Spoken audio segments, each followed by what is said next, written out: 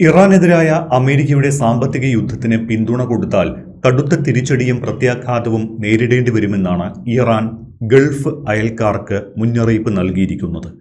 Iran ഏതു രീതിയിലായിരിക്കും തിരിച്ചടിക്കുക എന്ന് ആർക്കും അറിയില്ല. യുഎസിന്റെ സൈനിക കേന്ദ്രങ്ങൾ മിഡിൽ ഈസ്റ്റിലും വടക്കേ ആഫ്രിക്കയിലുമായി 1 ഡസനിലധികം കേന്ദ്രങ്ങളിൽ വ്യാപിച്ചു കിടക്കുകയാണ്. അതുകൊണ്ട് ട്രംപിന്റെ ഇക്കണോമിക് ഡി-ഡേയിൽ ഗൾഫ് രാഷ്ട്രങ്ങളുടെ നിലപാട് എന്തായിരിക്കുമെന്നാണ് ഇനി അറിയേണ്ടത്. ഇറാന്റെ മുന്നറിയിപ്പ് ഗൾഫ് രാഷ്ട്രങ്ങൾക്ക് അടിസ്ഥാനപരമായ അന്ത്യശാസനമായാണ് പലരും നോക്കിക്കാണുന്നത്. ഡോക്ടർ മോഹൻ വർഗീസ്, ഇറാൻ യുദ്ധം ആരംഭിച്ചതു മുതൽ അതിന് മധ്യത്തിൽ പെട്ടുപോയത് ഗൾഫ് രാജ്യങ്ങളാണ്. അത്തരമൊരു സാഹചര്യത്തിൽ ഇറാനെതിരായ വലിയ സാമ്പത്തിക ഭീഷണികൾക്ക് അവർ യുഎസിന് പിന്തുണ നൽകുമോ? കാരണം ഇപ്പോൾ തന്നെ ഹോർമൂസ് അടഞ്ഞുകിടക്കുന്നത് അവരുടെ സമ്പദ് വ്യവസ്ഥയെ കാര്യമായി തന്നെ ബാധിച്ചിട്ടുണ്ട്. ഗൾഫ് എണ്ണയുടെയും വാതകത്തിൻ്റെയും പ്രധാന കയറ്റുമതി മാർഗം ഹോർമൂസ് കടലിടുക്കായിരുന്നു. ഇറാൻ ഹോർമൂസ് അടച്ചതിനാൽ ഗൾഫ് രാജ്യങ്ങളുടെ ഈ കയറ്റുമതിയാണ് നിലച്ചിരിക്കുന്നത്. അതുകൊണ്ട് തന്നെ ഇറാനുമായി മികച്ച രാഷ്ട്രീയ നയതന്ത്ര ബന്ധം ഉണ്ടാകേണ്ടത് അത്യാവശ്യമാണ് എന്ന് ഗൾഫ് രാജ്യങ്ങൾ തിരിച്ചറിഞ്ഞിട്ടുമുണ്ട്. താങ്കൾ പലപ്പോഴും അതേക്കുറിച്ച് സൂചിപ്പിച്ചതുമാണ്. ആത്യന്തികമായി ഗൾഫ് രാജ്യങ്ങൾക്ക് ഇറാനൊപ്പം സഹകരിച്ചുള്ള നയതന്ത്ര ഭൂമിശാസ്ത്രത്തിൽ മാറ്റം വരുത്താൻ കഴിയുമോ? എത്രയൊക്കെ എതിർത്ത് നിന്നാലും ഇറാന്റെ പതനത്തിൽ നിന്നുണ്ടാകുന്ന ഒരു അസ്ഥിരതയുണ്ടല്ലോ, അത് ഗൾഫ് രാഷ്ട്രങ്ങൾ എന്തായാലും ആഗ്രഹിക്കില്ലല്ലോ. ഇറാന്റെ പതനം സംഭവിച്ചാൽ ആ മേഖല അസ്ഥിരമാകും എന്ന് മുൻകൂട്ടി തന്നെ ഗൾഫ് രാജ്യങ്ങൾക്ക് അറിയാവുന്നതാണ്. ഇറാൻ ഒരു ശക്തമായ രാജ്യവും ഒരു വ്യവസ്ഥയുണ്ട് ഇറാന്. അതായത് ഏകാധിപത്യ ഭരണമെന്ന് ചിലർ വിമർശിക്കുമ്പോഴും മതഘടനകൾ നേതൃത്വം നൽകുന്ന ഒരു ക്രമം എന്ന് ആക്ഷേപിക്കുമ്പോഴും അവിടെ ഒരു നിയതമായ ചട്ടങ്ങളുണ്ട്, അവിടെ ഒരു ക്രമമുണ്ട്. അതൊരു ഫെയിൽഡ് സ്റ്റേറ്റ് എന്ന രീതിയിൽ ആ രീതിയിൽ പറയാനുമാവില്ല. അതേസമയം ഇറാൻ്റെ പതനം സംഭവിച്ചാൽ, ഏതെങ്കിലും കാരണവശാൽ കടുത്ത ഉപരോധം, അമേരിക്കൻ ഉപരോധം കാരണം പൂർണ്ണമായി ഇറാൻ തകരുകയാണെങ്കിൽ അത് ചിതറിപ്പോവും. പിന്നീട് തീവ്ര റാഡിക്കൽ വിഭാഗങ്ങൾ പലതും പിടിമുറുക്കും. പല മിലീഷ്യകളുടെ കയ്യിലേക്ക് ആ രാജ്യം വഴുതി വീണാൽ ആ പ്രദേശത്ത് ഇതൊന്നും ആയിരിക്കില്ല അവസ്ഥ. ഇപ്പോൾ ഇറാൻ്റെ എക്സിസ്റ്റിംഗ് ആസ്തികൾ പലതിലേക്കും വിഭജിച്ചു പോകും. അതുകൊണ്ട് ആ ഒരു അവസ്ഥ യാതൊരു രീതിയിലും ഗൾഫ് രാജ്യങ്ങൾ ആഗ്രഹിക്കില്ല. ഇതാണ് ആമുഖമായി പറയാനുള്ളത്. കാരണം അത് ഇറാൻ്റെ പതനം സംഭവിച്ചാൽ ഗൾഫ് രാജ്യങ്ങൾ അതിനെ എങ്ങനെ നേരിടും എന്നതുകൂടി ചോദിച്ചതുകൊണ്ടാണ് ആ രീതിയിൽ സൂചിപ്പിച്ചത്. ഇനി നോക്കൂ, അമേരിക്ക ഇപ്പോൾ ഏർപ്പെടുത്തിയിരിക്കുന്ന കടുത്ത സാമ്പത്തിക ഉപരോധം, കഴിഞ്ഞ ദിവസം ഈ ഓപ്പറേഷൻ ഇക്കണോമിക് ഔട്ട്കാസ്റ്റ് എന്ന നിലയിലാണ് ഈ ട്രംപ് ഭരണകൂടം ഇറാനെ വിശേഷിപ്പിച്ചത്. Scott Bessent, American treasury secretary Scott Bessent ഈ ലോകത്തോടായി പറയുകയാണ്, അല്ലെങ്കിൽ ഇറാനോട് ചേർന്ന് നിൽക്കാൻ, ഇറാനെ താങ്ങി നിർത്താൻ ശ്രമിക്കുന്ന രാജ്യങ്ങൾക്ക് അതിശക്തമായ ഒരു വാർണിംഗ് ആണ് കൊടുക്കുന്നത്. നിങ്ങൾ ഏതെങ്കിലും രീതിയിൽ ഇറാനുമായി സഹകരിച്ചാൽ നിങ്ങളുടെ കമ്പനികൾ, നിങ്ങളുടെ വ്യക്തികൾ, രാജ്യം ആസകലം എല്ലാം തിക്തഫലം അനുഭവിക്കേണ്ടി വരും. ഇതൊരു തരം യുദ്ധപ്രഖ്യാപനം എന്ന് പറയാനാവില്ല എങ്കിലും ഒരു വലിയ ത്രട്ടാണ്. ലോകത്തെ ഏറ്റവും വലിയ സമ്പദ് വ്യവസ്ഥയായ അമേരിക്ക മറ്റ് രാജ്യങ്ങളെ ഒരുപോലെ തന്നെ സമ്മർദ്ദത്തിലാക്കുകയാണ്. കാരണം ഇറാനുമായി പലതരത്തിലുള്ള ബന്ധം രാജ്യങ്ങൾക്കുണ്ട്. പ്രധാനമായി ചൈനയ്ക്കാണ് ബന്ധമുള്ളത്, വ്യാപാര ബന്ധമുള്ളത്. ഇറാൻ്റെ എണ്ണ കയറ്റുമതിയുടെ 80% പോകുന്നത് ചൈനയിലേക്കാണ്. റഷ്യയുമായി ആയുധ കയറ്റുമതി, ഇറക്കുമതി, അതുപോലെ മറ്റ് സാംസ്കാരിക ബന്ധങ്ങൾ ഉണ്ട്. എന്തിന് ഇപ്പോൾ മറുപക്ഷത്ത് നിൽക്കുന്നതായി തോന്നുന്ന യുണൈറ്റഡ് അറബ് എമിറേറ്റ്സ് ഇറാൻ്റെ നല്ലൊരു വ്യാപാര പങ്കാളിയാണ്. തുർക്കിയുമായി വ്യാപാര ബന്ധമുണ്ട്, പാകിസ്ഥാനുമായിട്ടുണ്ട്, ഈജിപ്തുമായിട്ടുണ്ട്. ഇങ്ങനെയുള്ള രാജ്യങ്ങൾ ഇന്ത്യയുമായിട്ടുണ്ട്. ഇന്ത്യ ചബഹാർ തുറമുഖമൊക്കെ വികസിപ്പിച്ചത് നല്ല ഊഷ്മളമായ ബന്ധത്തിൻ്റെ ഉദാഹരണമാണ്. അപ്പോൾ 5 തലങ്ങളിൽ സാമ്പത്തിക ഉപരോധം ഉണ്ടാകും എന്നാണ് അമേരിക്കൻ ട്രഷറി സെക്രട്ടറി സ്കോട്ട് ബെസന്റിൻ്റെ ഒരു വാർണിംഗ്. അതിലൊന്ന് ഗോൾഡാണ്. ഇപ്പം ഇറാനുമായി സ്വർണ്ണ ഇടപാടുകൾ എന്തെങ്കിലും നടത്തുന്നുണ്ടെങ്കിൽ അത് പൂർണ്ണമായി അമേരിക്കയുടെ സ്കാനറിൽ ആയിരിക്കും. ഡിജിറ്റൽ ഇടപാടുകൾ, ഇപ്പോൾ ഡിജിറ്റൽ ട്രാൻസാക്ഷൻസ്, മറ്റ് ഇടപാടുകൾ, അപ്പോൾ ഡിജിറ്റൽ ഇക്കോണമിയെ താങ്ങി നിർത്തുന്ന ഏതെങ്കിലും നീക്കങ്ങൾ, ഇപ്പോൾ എല്ലാം തന്നെ ഡിജിറ്റൽ ഇടപാടുകളാണല്ലോ, പണമിടപാട് ഉൾപ്പെടെ. അപ്പോൾ അങ്ങനെയുള്ള കാര്യങ്ങളിൽ അമേരിക്കയുടെ നിയന്ത്രണമുണ്ടാകും. അത് അമേരിക്ക മോണിറ്റർ ചെയ്യും എന്നാണ്. ഇറാൻ വരേണ്ട ഏതെങ്കിലും രീതിയിലുള്ള പണവരവ് അതല്ല. അതുപോലെ ഇറാൻ ഡോളർ റെജിമെൻറ്റിൽ നിന്നും, ഡോളർ അധിഷ്ഠിതമായ ഏത് ട്രാൻസാക്ഷനിൽ നിന്നും ഇറാനെ പൂർണ്ണമായി അകറ്റി നിർത്തും എന്നാണ് അമേരിക്ക പറഞ്ഞിരിക്കുന്നത്. അതായത് മറ്റ് രാജ്യങ്ങൾ ഡോളർ അധിഷ്ഠിതമായ ഏതെങ്കിലും വാങ്ങലുകൾ കൊടുക്കൽ ഇറാനുമായി നടത്തിയാൽ അത് അമേരിക്ക കർശനമായി ആ രാജ്യങ്ങൾക്കെതിരെ അമേരിക്ക ഉപരോധം പ്രഖ്യാപിക്കും എന്ന രീതിയിലാണ് പറയുന്നത്. അതുപോലെ തന്നെ ഇറാനിലേക്കുള്ള കപ്പൽ ഗതാഗതം പൂർണ്ണമായി തടയും. ഒരു ഇറാനിയൻ കപ്പലും പുറത്തേക്ക് പോവില്ല. ഒരു വിദേശ കപ്പലും ഇറാൻ്റെ തുറമുഖങ്ങളിലെത്തി എണ്ണ സ്വീകരിക്കാനോ മറ്റു കാര്യങ്ങൾ ഇറക്കുമതി ചെയ്യാനോ പറ്റില്ല. അതുപോലെ അഞ്ചാമത്തെ തലമെന്ന് പറയുന്നത് ഏവിയേഷനാണ്. Air completely Iran should be cut off from the rest of the world by air. അപ്പം ഒരു വിമാനവും ഇറാനിലേക്ക് പറന്നിറങ്ങില്ല. ഇറാനിയൻ വിമാനങ്ങൾ പുറത്തേക്ക് പോകാൻ അനുവദിക്കില്ല. അങ്ങനെ ഏത് രീതിയിൽ നോക്കിയാലും അപ്പോൾ സാമ്പത്തികമായി ബാങ്കുകൾ, ധനകാര്യ സ്ഥാപനങ്ങൾ, അതുവഴിയുള്ള കാര്യങ്ങൾ ഒരു ട്രാൻസാക്ഷനും നടക്കില്ല. അങ്ങനെ ഇറാനെ 4 പാടും നിന്ന് വരിഞ്ഞു മുറുക്കാം. അങ്ങനെ സായുധമായി യുദ്ധം ചെയ്ത് കൊമ്പ് കുത്തിക്കാൻ സാധിച്ചില്ല എങ്കിൽ സാമ്പത്തികമായി തങ്ങൾ ഞെരുക്കി ഇറാനെ വഴിക്ക് കൊണ്ടുവരും, കരാറിൽ നിർബന്ധപൂർവ്വം ഒപ്പിടിപ്പിക്കുമെന്നാണ് അമേരിക്കയുടെ ഒരു പദ്ധതി. ഇനി അതൊക്കെ എത്രത്തോളം സാധ്യമാകും? ഇറാൻ്റെ പ്രതികരണമാണ് ഇപ്പോൾ ഇൻട്രോയിൽ ശ്രീ ജമീഷ് സൂചിപ്പിച്ചത്. എന്താണ്? ഏതെങ്കിലും കാരണവശാൽ അമേരിക്കയുടെ തിട്ടൂരം കേട്ടുകൊണ്ട്, അമേരിക്കയുടെ വാർണിംഗ് അനുസരിച്ചുകൊണ്ട് ഇറാനെതിരെ ഈ രാജ്യങ്ങൾ ഉപരോധത്തിന് നിന്നാൽ, കൂട്ടുനിന്നാൽ, അമേരിക്കൻ ഉപരോധത്തിന് കൂട്ടുനിന്നാൽ അവരെ ശത്രുക്കളായി കണ്ടുകൊണ്ട് ഇറാൻ മറു ഉപരോധം, അല്ലെങ്കിൽ അവരുടെ ഒരു കപ്പലുകൾ, അത് പ്രത്യേകിച്ച് ഗൾഫ് രാജ്യങ്ങളാണ്, ഗൾഫ് രാജ്യങ്ങളുടെ എണ്ണ ഒരു തുള്ളി പോലും ഹോർമൂസ് കടന്ന് പുറത്ത് പോവില്ല എന്നാണ് ഇറാൻ ഇപ്പോൾ പറയുന്നത്. നോക്കൂ, ജൂൺ മാസം 17-ാം തീയതി എത്തിയ, ഇസ്ലാമാബാദിൽ വെച്ചെത്തിയ ഒരു താൽക്കാലിക ധാരണയുണ്ടല്ലോ, ഒരു MOU. അതനുസരിച്ച് ഹോർമൂസ് തുറന്നതാണ്. യഥാർത്ഥത്തിൽ ഹോർമൂസ് ഇറാൻ തുറന്നു കൊടുത്തതാണ്. ഒരു ദിവസം ശരാശരി 37 ടാങ്കറുകളും കപ്പലുകളും പുറത്തേക്ക് പോകുന്നു, അകത്തേക്ക് വരുന്നു. അതായിരുന്നു ഒരു ശരാശരി തുറന്നു കൊടുത്ത സമയത്ത്. പക്ഷേ അത് ഇപ്പോൾ പൂർണ്ണമായി നിലച്ചു എന്ന് പറയാനാവില്ല. റിസ്ക് എടുത്തുകൊണ്ട് കഴിഞ്ഞ ആഴ്ച കടന്നുപോയത് ഒരു ദിവസം ശരാശരി 13, 14, 15 കപ്പലുകൾ വീതമൊക്കെയാണ്. റിസ്ക് എടുത്തുകൊണ്ടും ഇറാൻ നിർദ്ദേശിക്കാത്ത ദക്ഷിണ പന്ഥാവിൽ കൂടി പോയത്. ഇറാൻ നിർദ്ദേശിക്കുന്ന പന്ഥാവിലൂടെ കപ്പലുകൾക്ക് പോകാം എന്ന് തന്നെയാണ് ഇറാൻ പറയുന്നത്. പക്ഷേ അതവിടെ അമേരിക്കൻ ഉപരോധം ഉണ്ടാകും. അപ്പോൾ 2 രീതിയിലും പറ്റില്ല. കാരണം ഇറാൻ നിർദ്ദേശിക്കുന്ന പാതയിലൂടെ ഇറാൻ തീരം ചേർന്ന് പോവുകയാണെങ്കിൽ ഒരുപക്ഷെ അമേരിക്കയുടെ ആക്രമണം ഉണ്ടായേക്കാം. ഇനി ദക്ഷിണപഥം ഇറാൻ അനുവദിക്കാത്ത ഒമാൻ തീരം ചേർന്ന കപ്പലുകൾ പുറത്തേക്ക് പോവുകയാണെങ്കിൽ ഇറാൻ്റെ മിസൈൽ ആക്രമണം ഉണ്ടായേക്കാം. ഇതെല്ലാം തന്നെ സൂചിപ്പിക്കുന്നത് ഉപരോധം കൊണ്ട് അമേരിക്കയുടെ ഉപരോധം അമേരിക്കയുടെ മാത്രം ഉപരോധമായിരിക്കണം.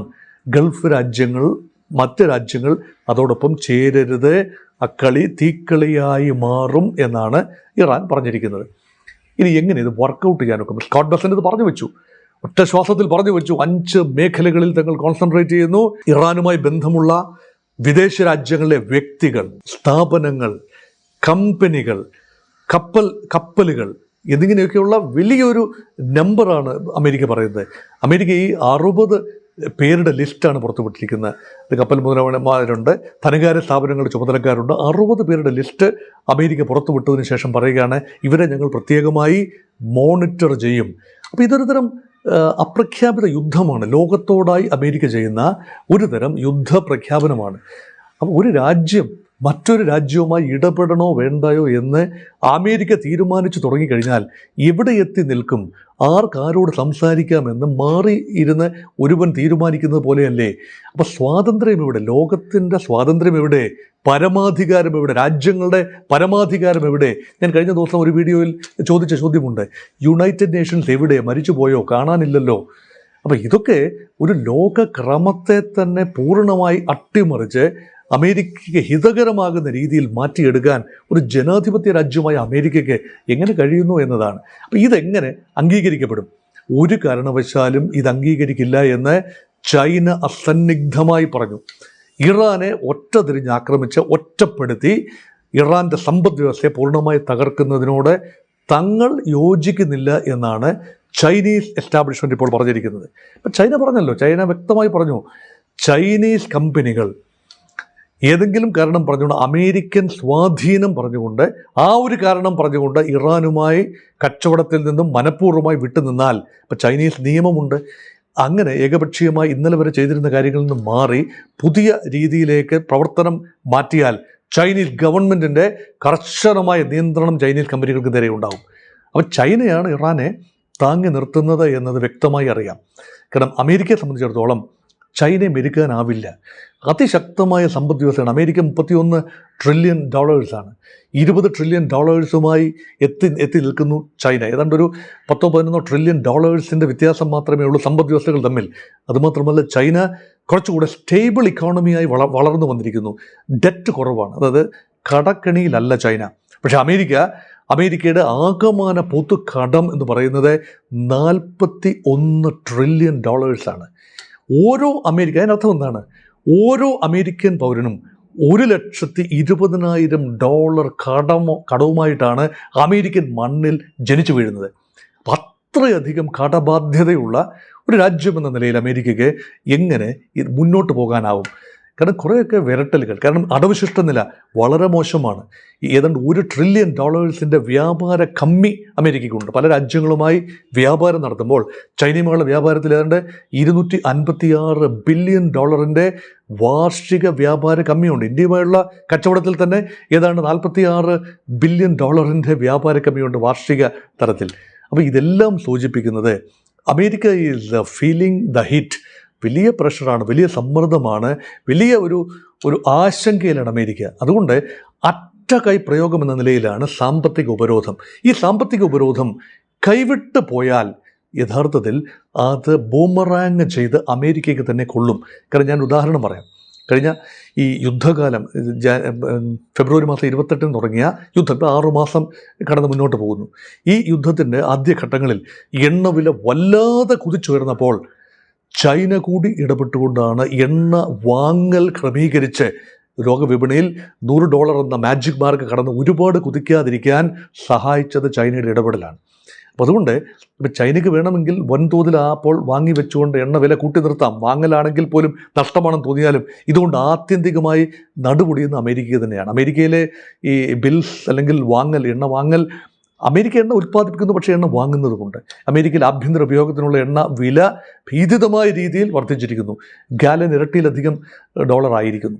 അപ്പം ആ രീതിയിൽ നോക്കുമ്പോൾ അമേരിക്കയെ ഉൾപ്പെടെ ഇൻഡയറക്റ്റ്ലി താങ്ങി നിർത്തിയിരിക്കുന്നത് ചൈനയാണ് എന്ന് മനസ്സിലാക്കാം. അതുകൊണ്ട് ചൈനയെ പൂർണ്ണമായി വെറുപ്പിക്കുകയും ചൈനയുമായൊരു വ്യാപാര യുദ്ധം മാത്രമല്ല ഒരു സാമ്പത്തിക യുദ്ധമായി ഇത് പരിണമിക്കുകയും ചെയ്യുന്ന അന്തരീക്ഷത്തിൽ അമേരിക്കയ്ക്ക് കാലിടാൻ സാധ്യതയുണ്ടെന്ന് മാത്രമല്ല ഒരു പുതിയ ക്രമം, ബ്രിക്സ് ഉച്ചകോടി അടുത്ത മാസം ഇന്ത്യയിൽ വെച്ച് നടക്കുന്നു. അവിടെയൊക്കെ നിർണായകമായ ചില തീരുമാനങ്ങളും പ്രഖ്യാപനങ്ങളും ഉണ്ടായേക്കാം. അപ്പോൾ ഇന്ത്യ ഒരുപക്ഷെ വേറിട്ട് ചിന്തിക്കുന്നുണ്ടാവും. അമേരിക്കയുമായി ലേശം അടുത്ത് പ്രവർത്തിക്കാം, വ്യാപാര കരാറിൽ ഏർപ്പെടാം. ഇപ്പോൾ വൈകി എങ്കിലും അമേരിക്കയോട് ഗുണപരമായ ഒരു വ്യാപാര കരാറിൽ എത്തിച്ചേരാം എന്നൊരു ചിന്തയിലാണ് ഭാരതം മുന്നോട്ട് പോകുന്നത്. അതങ്ങനെ ആയിക്കൊള്ളട്ടെ. പക്ഷേ alternate economic, trade, commercial, financial model, alternate currency, ബദലുകളുടെ ഒരു അന്വേഷണം. ഇറാൻ യുദ്ധത്തിൻ്റെ ബാക്കി പത്രം എന്താണ്? അമേരിക്ക ഈ സാമ്പത്തിക ഉപരോധത്തിലേക്ക് കൂടി നീങ്ങുമ്പോൾ ഇറാനെ തകർക്കുക എന്നതാണ് പൊതുവെ പറയുന്ന പദ്ധതി എങ്കിൽ പോലും അതിൻ്റെ അനുരണങ്ങൾ ലോകത്തെല്ലായിടത്തും വരുന്നു. അതുകൊണ്ട് ഓരോ രാജ്യങ്ങളും ജാഗ്രതാപൂർവ്വം നിൽക്കുന്നു. അതുകൊണ്ട് ഇറാനെ തകർക്കാൻ ഉദ്ദേശിച്ച അതേ മാർഗം ഉപയോഗിച്ചുകൊണ്ട് നാളെ മറ്റ് രാജ്യങ്ങൾക്ക് നേരെ തിരിഞ്ഞാൽ തങ്ങൾക്ക് ബദലുകൾ ആവശ്യമുണ്ട് എന്ന ചിന്ത ലോകരാജ്യങ്ങൾക്കുണ്ടാകും. അതുകൊണ്ട് കൂടുതൽ രാജ്യങ്ങൾ ബ്രിക്സ് എന്ന ഓൾട്ടർനേറ്റീവിലേക്ക് കയറി വരാം. അപ്പോൾ G20 എന്നതൊരു ഓൾട്ടർനേറ്റീവ് അല്ല. G20 ബ്രിക്സിലെ പ്രമുഖ രാജ്യങ്ങളും G7 പ്രധാന രാജ്യങ്ങളും G15 പ്രധാന രാജ്യങ്ങളും, അത് വികസ്വര പ്രധാന ഇക്കോണമീസ് എല്ലാം ചേരുന്നതാണ് G20. പക്ഷേ ബ്രിക്സ് എന്ന് പറയുന്നത് അങ്ങനെയല്ല. അമേരിക്കയോടൊപ്പം ചേർന്ന് നിൽക്കുന്ന രാജ്യങ്ങളോ ബ്രിക്സിൽ അംഗങ്ങളല്ല. അമേരിക്കയുടെ സഖ്യകക്ഷികൾ ബ്രിക്സിൽ അംഗങ്ങളല്ല. അതേസമയം ബ്രിക്സ് കുറച്ചുകൂടെ വ്യാപകവൽക്കരിക്കുകയും അമേരിക്കയോട് ഒരു കാലത്ത് ചേർന്ന് നിന്നതും ഇപ്പോൾ ഒരു തുല്യ അകലം പാലിക്കുകയും ചെയ്യുന്ന രാജ്യങ്ങൾ ഉൾപ്പെടെ ബ്രിക്സിലേക്ക് കടന്നു വരികയും ഒരു സമാന്തര സമ്പദ് വ്യവസ്ഥ ഉണ്ടാവുകയും ചെയ്യുക എന്നതായിരിക്കും ഇത്ര കടുത്ത ഉപരോധത്തിൻ്റെ ബാക്കി പത്രം. ഉപരോധം ഇറാന് നേരെയാണ്. പക്ഷേ മറ്റ് രാജ്യങ്ങൾ എന്താണ് ചെയ്യേണ്ടത് എന്ന് പോലും അമേരിക്ക പറഞ്ഞു തുടങ്ങി. അത് അവരുടെ പരമാധികാരത്തിന്മേലുള്ള കടന്നുകയറ്റമായി കരുതിക്കൊണ്ട് China may take the lead. Russia വളരെയധികം വില്ലിങ്ങാണ് അപ്ലൈ ചെയ്യാൻ. റഷ്യയൊക്കെ ചിരിച്ചു തള്ളുക, ഉപരോധത്തെ ചിരിച്ചു തള്ളുന്ന രാജ്യമല്ലേ റഷ്യ. റഷ്യക്കെതിരെ എത്ര കാലമായി യുക്രൈൻ യുദ്ധവുമായി ബന്ധപ്പെട്ട് എത്ര കാലമായി റഷ്യക്കെതിരെ ഉപരോധം? റഷ്യ മുന്നോട്ട് പോകുന്നില്ലേ? സമ്പദ് വ്യവസ്ഥയ്ക്ക് ലേശം കോട്ടം തട്ടിയിട്ടുണ്ട്, മുന്നോട്ട് പോകുന്നു. ഇറാൻ അതിശക്തമായ സമ്മർദ്ദം തന്നെയാണ് ആഭ്യന്തരമായി അനുഭവിക്കുന്നത്, അതിന് സംശയമൊന്നുമില്ല. ഇറാൻ റിയാലിൻ്റെ മൂല്യം എക്കാലത്തെയും താണ നിലയിലെത്തിയിരിക്കുകയാണ്. ഇറാൻ കറൻസി അതായത് $1 കൊടുത്താൽ കിട്ടുന്നത് ഏതാണ്ട് 20 ലക്ഷം റിയാലാണ്. $1 മീൻസ് 20 lakh, അതായത് 2 മില്യൺ ഇറാനിയൻ റിയാൽ എന്ന് പറഞ്ഞാൽ വെറും കടലാസ് കഷ്ണത്തിൻ്റെ വില പോലും ഇറാൻ്റെ കറൻസിക്ക് ഇല്ലാതെ പോകുന്നു എന്ന് പറയുമ്പോൾ വലിയ രീതിയിലുള്ള ഒരു അത് മാത്രമല്ല നാണ്യപ്പെരുപ്പം അവിടെ വൻതോതിൽ ഉണ്ടാകുന്നു. അവശ്യ സാധനങ്ങൾ കിട്ടാൻ ദൗർലഭ്യമുണ്ടാകുന്നു. ഇത് ഇറാനിൽ ശീലമായതുകൊണ്ട് കാര്യമായ പ്രക്ഷോഭം ഉള്ളിലുണ്ടാകുന്നില്ല. അങ്ങനെ ഇറാൻ ഉള്ളിലും പ്രക്ഷോഭങ്ങളുണ്ടാകും. അങ്ങനെ അമേരിക്കയ്ക്ക് ജോലി എളുപ്പമാകും എന്നൊക്കെയാണ് പറയുന്നത്.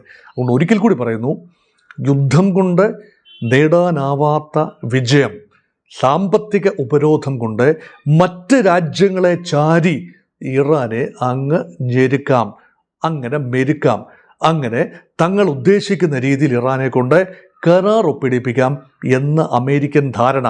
ആ ധാരണ എത്രത്തോളം മുന്നോട്ട് പോകും എന്ന് കണ്ടറിയണം. എനിക്ക് തോന്നുന്നില്ല ഒരു പൊട്ടിത്തെറിയിലേക്ക്, കാരണം സാമ്പത്തിക അരാജകത്വം സംഭവിച്ചാൽ അത് ലോകത്തൊരു മാന്ദ്യത്തിലേക്ക് പോലും പോകുന്നൊരു സാഹചര്യം ഉണ്ടായാൽ ചൈനയും റഷ്യയും ഉൾപ്പെടെയുള്ള രാജ്യങ്ങൾ ഇടപെടും. ഇന്ത്യക്ക് ശബ്ദിക്കാതിരിക്കാനാവില്ലാത്ത ഒരു അന്തരീക്ഷം വരും.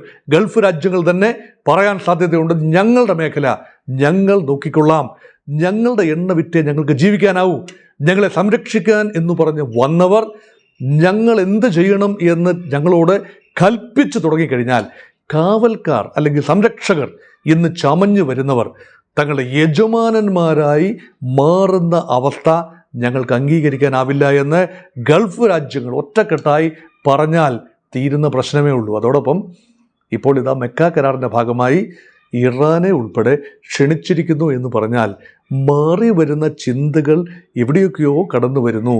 ഇറാനെ ആത്യന്തികമായി ശത്രുവായി കാണാതെ ഇറാനെ ആ മേഖലയിൽ ചേർത്ത് നിർത്തി ഒരു ശത്രുവിനെ അവസാനിപ്പിക്കുന്നത് എങ്ങനെയാണ്? ശത്രുവിനെ നിഗ്രഹിക്കുക എന്നതല്ല, ശത്രുവിനെ സ്വന്തം ആളായി മാറ്റുക, സൗഹൃദത്തിലാവുക എന്നതാണ് ശത്രുവിനെ പരാജയപ്പെടുത്താൻ അല്ലെ ശത്രുവിനെ നേരിടാനുള്ള ഏറ്റവും നല്ല മാർഗം എന്ന് ഗൾഫ് രാജ്യങ്ങൾ തിരിച്ചറിയുന്നുവോ അന്ന് അവിടെ സമാധാനം പുലരും. എണ്ണ നന്നായി പുറത്തേക്ക് പോകും, ഗൾഫ് ഇക്കോണമീസ് തഴച്ചു വളരും. അല്ലാതെ ബാഹ്യ ഒരു ശക്തിയെ സുഹൃത്തായി കണ്ടുകൊണ്ട് സംരക്ഷകനായി കണ്ടുകൊണ്ട് എത്ര കാലം ഇങ്ങനെ മുന്നോട്ട് പോകാനാവും എന്ന ചിന്ത കൂടി ഗൾഫ് രാജ്യങ്ങളിൽ പ്രബലമായി വരുന്നു എന്ന ഓർമ്മപ്പെടുത്തലോടെ അവസാനിപ്പിക്കട്ടെ.